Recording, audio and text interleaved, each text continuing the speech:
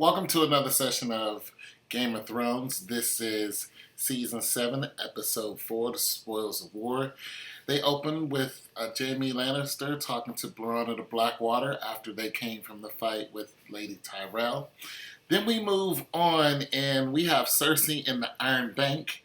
And the Iron Bank wants to stick around because Cersei is pretty much going to bring them their money all at once, and that's what Bronn and Jaime pretty much have done. The money has already reached Cersei before any of the fighting starts, so the Iron Bank is trying to pretty much get more out of Cersei. We're going to move on to Winterfell, and Arya comes home, and she's very happy to be home, but you can tell she doesn't know what to expect because so much has changed, and they've all grown up and gone through some hardships. I mean, she even had a hard time getting in the gate because nobody recognized her. They didn't even know she was Arya. They thought she was dead. So she's been gone for so long, nobody really expected her to show up. But here she is, and they pretty much don't want to let her in. But once she gets in, she goes to see her father, and Sansa goes and meets her, and they have a very interesting conversation, and Arya pretty much tells Sansa, hey, we're still here, even though everybody who knew Dad is gone. And Arya wants to show off her skills with the only person pretty much who's beaten the Hound.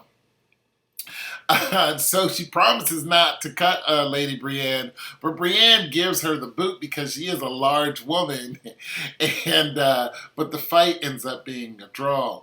Now here we have Littlefinger trying to manipulate Bran, but he really doesn't know what is going on with Bran, even though he gives him the Valyrian dagger and he claims he didn't know who gave it to him.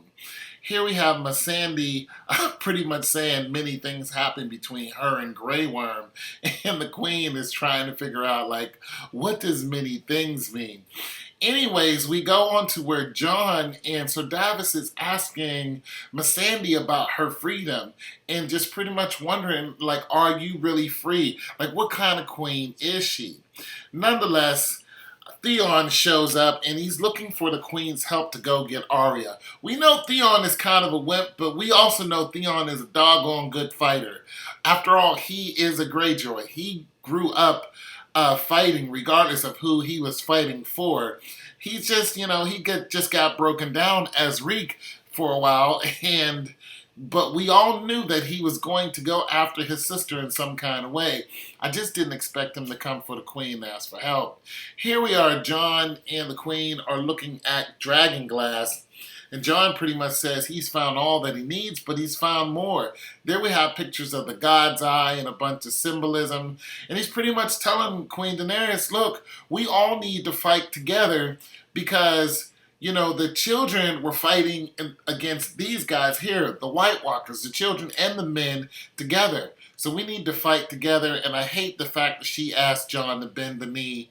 Nonetheless, here she is asking Jon for help. And Jon is saying, don't use the dragons on the people, that are in the city. He's saying, don't burn them. You'll just be more the same. You'll be the same Targaryen, just like your father, the Mad King. Moving on to the Khalasar, and then Drogo just pretty much about to obliterate the Lannister army. But I had to give it to the Lannister army.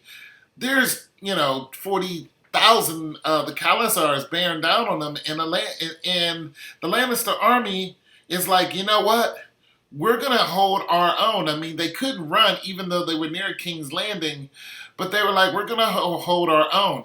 Even when they saw the dragon, they're just okay, we know we're in trouble, but we don't have no choice. This dragon is huge, but, we're going to try to fight it out. Jaime Lannister is I'm not running.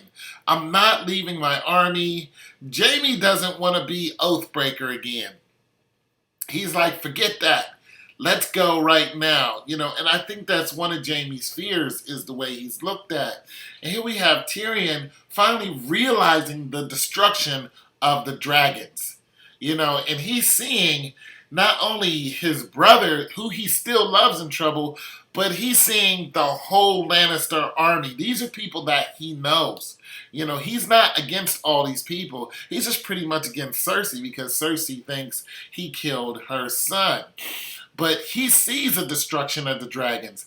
He's never seen a dragon before, and now he understands what one dragon, let alone three of them, can do. Bronn finally gets to the ballista, I think that's what it's called. And, this was such an awesome scene when he fired, two shots at Drogo, and the one shot actually hit Drogo and took him down. But what was so great is the way Queen Daenerys was hanging on for dear life. She was hanging on to Drogo, and Drogo flipped, and he turned, and when he landed, he landed right side up, and he was like, let's go again. This is just another shot, an awesome shot of how big Drogo is. It's just amazing what they did with the CGI in this dragon. But this is Drogo. Here you see the arrow stuck in his neck, but he's been here before. He's like, I've been speared before. Jaime Lannister's, he pretty much is trying to seize a moment to take out Queen Daenerys after Drogo lands. So he's like, you know what? I'm a fighter. I'm one of the best fighters that there is in Westeros. And I'm going after this queen. If I kill her, everybody else will fall by the wayside, which is a good plan. However, Drogo, a very, very, very large, full-grown dragon who's just pretty much obliterated your army by himself. He gets saved by Bronn. Bronn pushes him in the water, but nonetheless, he's got a metal arm. He's got all kind of heavy weight on him, and they're both sinking fast. End of story. It was a great episode. It's your boy Tone202. Thanks for stopping by.